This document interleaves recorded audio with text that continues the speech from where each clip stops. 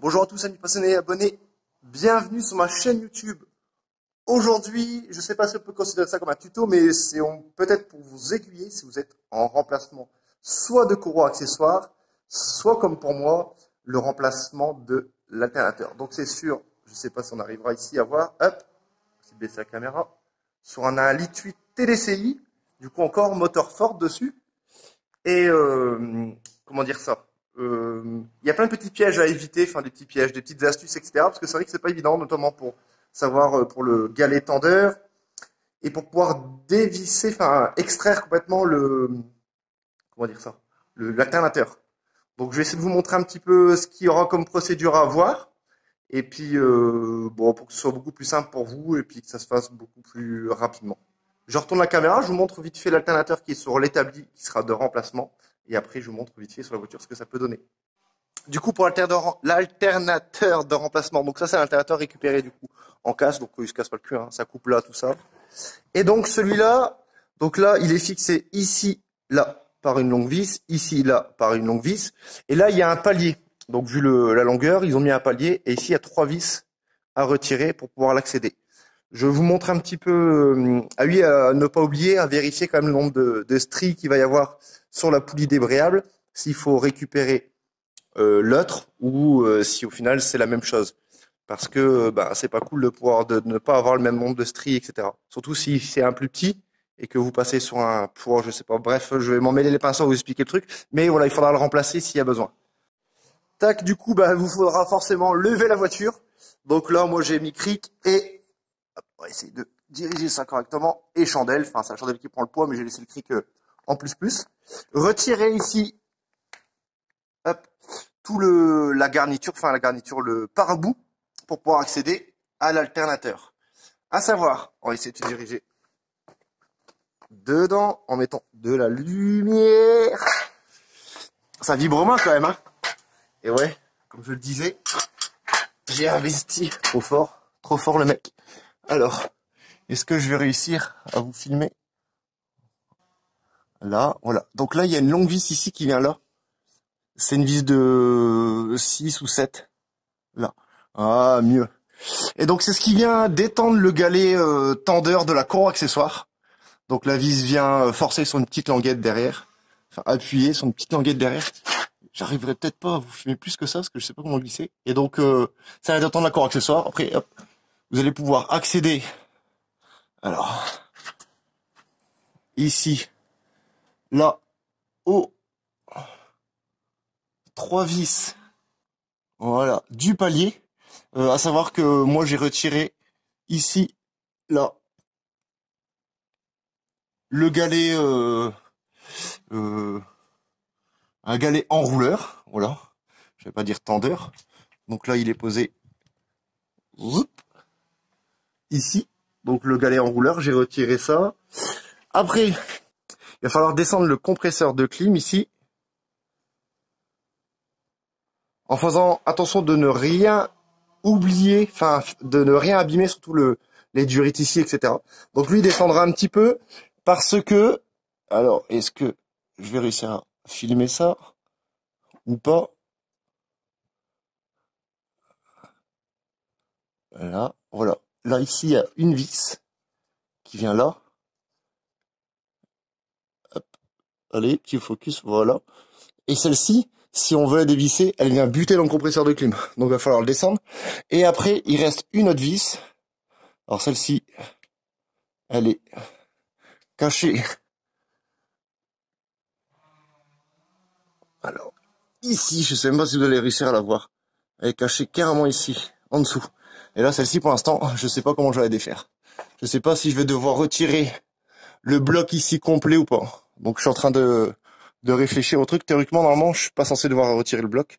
Donc faut que je vois. Donc de toute façon, j'essaie de retirer la vis et puis je vous montre un petit peu après l'état sur établi de ce truc-là. Après, en partie haute, je suis venu retirer la batterie parce que la batterie, du coup, elle a pris une claque, elle n'arrive pas à charger à 100%. Donc il y a une batterie de remplacement dans le véhicule. Et ici, au début, je pensais avoir besoin, parce que j'arrivais pas à accéder à quelque chose, je pensais avoir besoin de devoir descendre un peu le moteur Donc je vais retirer le vase d'expansion, la durite qui va au turbo. Et au final, il n'y a pas besoin spécialement. Alors peut-être que ça va peut-être être utile pour l'alternateur en dessous. Je sais pas, je vais bien voir. On termine ça, et puis je le pose sur l'établi, puis on voit ça ensemble. Bon les amis, ça y est, j'ai retiré l'alternateur. Franchement, j'ai mis 40 minutes pour la dernière vis qui est derrière. À savoir que tout le bloc, on peut pas le retirer parce que l'alternateur ne donne pas accès à des vis. Donc franchement, une catastrophe. Il va falloir vous armer de patience parce que celle-ci, j'en ai bien chié. Donc j'ai fait à la clé plate. Donc à la clé... comment c'est je ne sais même plus le nom tellement j'ai chopé une suée. À œil du coup. Pour venir essayer de... Déjà, il va falloir souquer un bon coup pour que ça se débloque parce que si c'est l'alternateur qui est d'origine à la voiture, le truc il doit être collé et donc c'était catastrophique. Mais bon, au bout de 40 minutes, j'ai quand même réussi à enlever cette vis-là petit par petit parce qu'il faut qu'elle sorte complètement de l'écrou qui est de l'autre côté. Et petite astuce aussi, je vais essayer de vous montrer ça sur l'établi. Donc quand vous allez devoir retirer l'alternateur, donc j'ai essayé moi de le sortir par le bas, j'arrivais pas.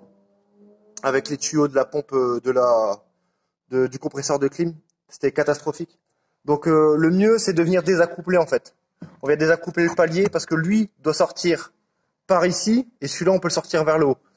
Parce que je pense que vu la taille du merdier, je pense que c'est une galère. Donc le mieux c'est de le désaccoupler, il se désaccouple assez facilement. Comme ça on peut retirer l'alternateur qui a moins de... Et il est moins embarrassant en fait à reglisser après. Donc là maintenant il me reste plus que celui-là donc enlever ça parce que vu que c'est à la casse ils ont coupé ça et puis de l'installer dessus et faire les essais voir s'il charge bien. Donc pour ça après au multimètre on regardera, etc. Donc en attendant je vais remonter tout ça en espérant pas trop galérer parce que franchement comme je vous l'ai dit là, la dernière vis qui est je sais plus exactement, donc ça doit être celle-ci, celle qui est vers le haut là, hop, celle-ci, l'accès il est vraiment galère. Puis en plus de ça, je sais pas si j'ai une vis ici là, ouais j'ai une vis là. Le délire, c'est que vous allez pouvoir vous rendre compte du truc, c'est qu'elle commence, voilà, à partir de là. Au début, je pensais que c'était fileté sur la fin. Non, c'est fileté ici, au début. Donc, en gros, il va falloir sortir tout ça, hop, voilà, avant que ça commence à lâcher. Là, il y a bien 2 cm et demi, un truc comme ça. 2 cm et demi, 3 cm. Et après, vous allez pouvoir la retirer. Et puis, c'est pareil, elle est vraiment... elle vient buter après sur le bâti. Hein, donc, elle sort de ça et c'est pas plus. Hein, il va falloir manœuvrer pour la sortir. Bon les amis, ça y est, l'alternateur est remis en place. Batterie remis en place. Donc la batterie qui était fournie à côté. Je sais pas si on voit bien là. Ah, c'était mieux comme ça. Et donc elle est trop petite. Enfin, elle va trop bouger dans l'emplacement. Donc j'ai remis l'autre. Il faudra que je contrôle, voir si elle charge bien quand même. Enfin, si elle arrive à garder la charge. Là, ce que je vais faire du coup, c'est démarrer le véhicule et puis vous montrer en fait avec un multimètre comment tester et voir à peu près à combien l'alternateur est censé charger. Bon, j'espère que vous allez réussir à m'entendre malgré le bruit du moteur. Le multimètre ici, donc un seul plus, on se met à peu près 20 volts. Enfin, moi c'est la fonction ici, hein. Hop, celle-ci là. Et on vient vérifier, du coup, on devrait être aux alentours des 14 volts. Là, donc c'est bon, l'alternateur charge. Et pour, si vous voulez faire un essai réellement, vous débranchez le moins, mettons, et normalement, la voiture va pas censée se couper. Si elle se coupe, c'est que l'alternateur n'est pas, il charge pas. Donc voilà les amis, abonnés passionnés. Donc comme je le disais, c'est qu'avec le bruit du moteur, en théorie, si votre alternateur est bon, c'est dans la théorie, mais dans la réalité aussi, si vous débranchez, mettons, le négatif de la batterie, normalement, il devrait rien se passer. Vous chargez plus juste votre batterie. Si ça se coupe, c'est que votre alternateur est mort. Des fois, donc souvent, là, le cas typique, c'était que le voyant batterie était affiché, et en fait, du coup, l'alternateur était mort, et le véhicule ne fonctionnait que sur sa batterie. À savoir que la batterie sert au démarrage, donc avoir un fort pic pour pouvoir lancer le démarreur, et puis, pour le démarrage. Et en auxiliaire, quand vous êtes arrêté, moteur éteint, si vous voulez la radio, tout ça Tout ça, c'est la batterie qui prend en compte. Mais la batterie, elle, une fois le moteur en marche et batterie rechargée, enfin, c'est l'alternateur qui fournit toute l'électricité sur le véhicule. Enfin, ça passe par la batterie, c'est tout un machin, mais voilà.